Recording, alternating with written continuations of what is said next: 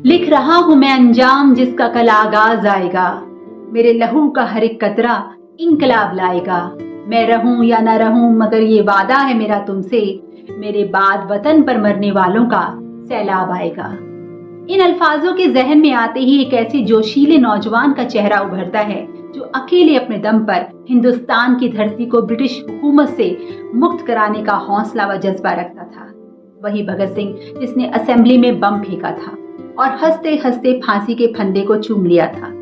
अगर आप भी इतना ही जानते हैं तो माफ कीजिएगा, आप सरदार भगत सिंह को पूरी तरह नहीं जानते। क्या आप जानते हैं, भगत सिंह को अपने जमाने का फियर्स इंटेलेक्चुअल कंसिडर किया जाता था। उनके दोस्त कहते थे कि जब भी भगत सिंह दिखते थे उनके हाथ में कोई न कोई किताब अवश्य रहती थी। आज ही के दिन 28 सितंबर 1907 को उनका जन्म हुआ था। नमस्कार, मैं हूं अपराजिता परम।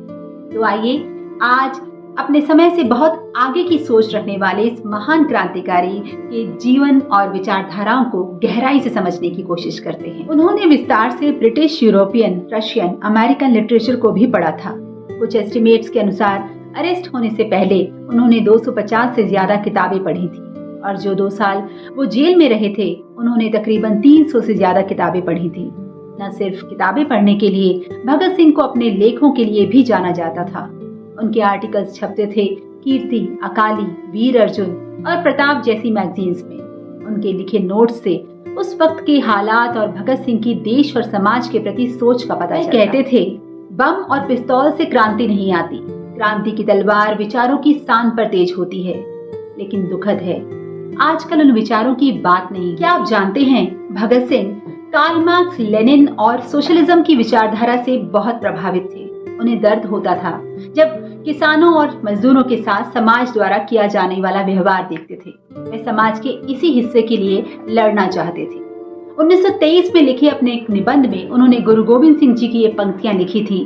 सूरा सो पहचानिए जो लड़े दीन के हेत, पुरजा पुरजा कट मरे कभू न छाड़े खेत।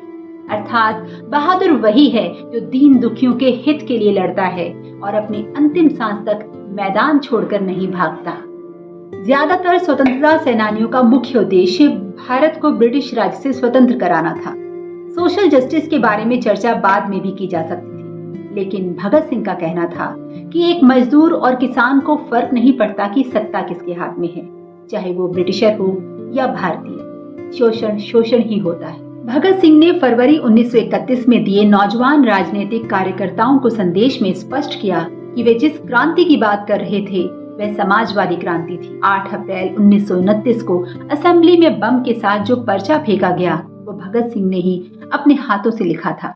वह पर्चा कहता है, बहरों को सुनाने के लिए बहुत ऊंची आवाज की आवश्यकता होती है। जनता के प्रतिनिधियों से हमारा आग्रह है कि वे इस पार्लियामेंट का पाखंड छोड़कर अपने अपने निर्वाचन क्षेत्रों में लौट जाएं और जनता को विदेशी दमन और शोषण के खिलाफ क्रांति के लिए तैयार करें। उस दिन भगत सिंह और उनके सहयोगी बीके दत्त ने एक नारा लगाया था, इंकलाब जिंदाबाद, जो आगे चलकर आजादी का जय घोष बना।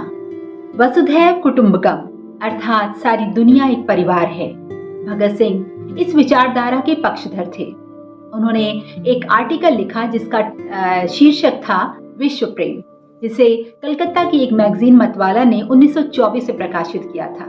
वे कहते हैं, विश्व बंधुता, इसका अर्थ मैं समस्त संसार में समानता के अतिरिक्त और कुछ नहीं समझता। भगत सिंह इगैलिटेरियनिज्म अर्थात समतावाद की विचारधारा के पक्षधर थे। रिलीजियस रॉयज एंड देयर सॉल्यूशन शीर्षक से कीर्ति पत्रिका में जून 1928 में छपा भगत सिंह का लेख आज भी उतना ही प्रासंगिक है जितना लगभग 100 साल पहले था।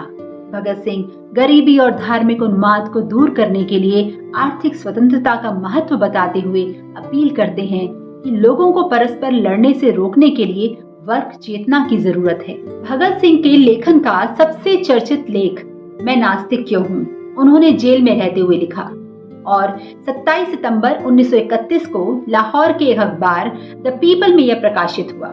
उनका कहना था, अगर भगवान ने यह दुनिया बनाई है तो इतना अन्याय क्यों है, दुनिया में इतना दर्द क्यों है। इस लेख में भगत सिंह ने ईश्वर की उपस्थिति पर अनेक तर्कपूर्ण सवाल खड़े किए।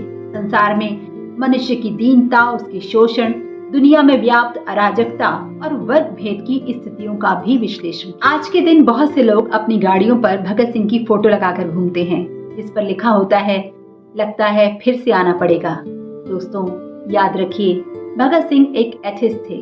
वह पुनर्जन्म, स्वर्ग नर्क में विश्वास नहीं रखते थे।